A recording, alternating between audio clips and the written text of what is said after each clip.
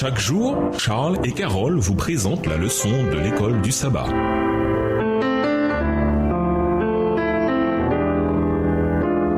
Bienvenue dans votre émission Dieu nous parle. Leçon de jeudi, la robe la plus coûteuse. Les plus beaux vêtements définissent trop souvent les riches selon les normes mondaines. Certaines personnes disent « je m'habille de cette façon pour exprimer qui je suis ». Mais au ciel, en dehors des relations, tout le reste disparaîtra. Matthieu 6, versets 19 à 21. Notre identité personnelle devrait se résumer en Jésus et sa parfaite robe de justice. Lisons Matthieu 22, les versets 1 à 14, la parabole que Jésus a racontée pour expliquer cette idée. Quel message trouvez-vous dans cette parabole? Matthieu 22, versets 1 à 14, Jésus prenant la parole parla de nouveau en parabole et il dit « Le royaume des cieux est semblable à un roi qui fit des noces pour son fils. Il envoya ses serviteurs appeler ceux qui étaient invités aux noces, mais ils ne voulurent pas venir. Il envoya encore d'autres serviteurs en disant « Dites aux conviés, voici, j'ai préparé mon festin, mes bœufs et mes bêtes grasses sont tués, tout est prêt, venez aux noces. » Mais, sans s'inquiéter de l'invitation, ils s'en allèrent, celui-ci en son champ, celui-là à son trafic. Verset 6. Et les autres se saisirent des serviteurs, les outragèrent et les tuèrent. Le roi fut irrité, il envoya ses troupes,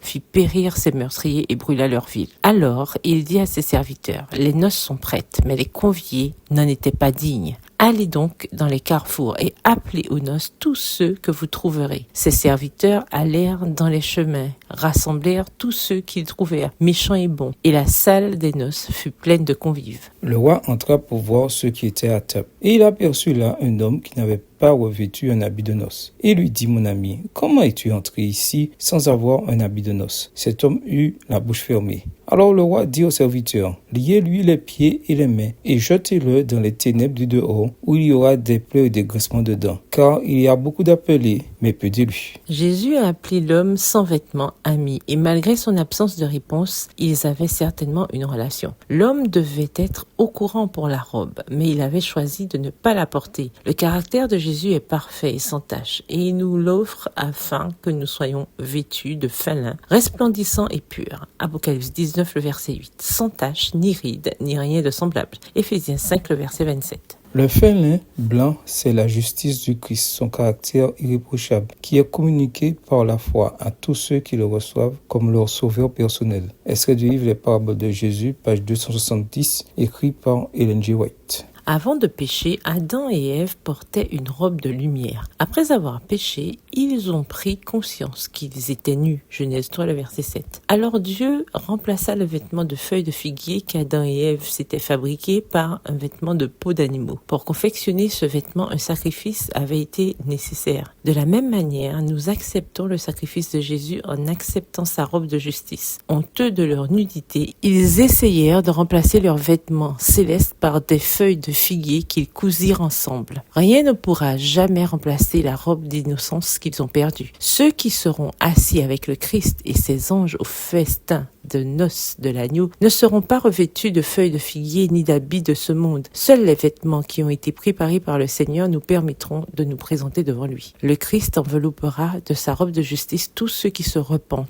et qui croient. Extrait du livre Les Paraboles de Jésus aux pages 270 et 271, livre écrit par Ellen G. White. Réfléchissez. Chaque jour, nous devons nous revêtir de la robe de justice de Jésus. Qu'est-ce que cela veut dire et comment faire? Au revoir. Et à demain si Dieu veut.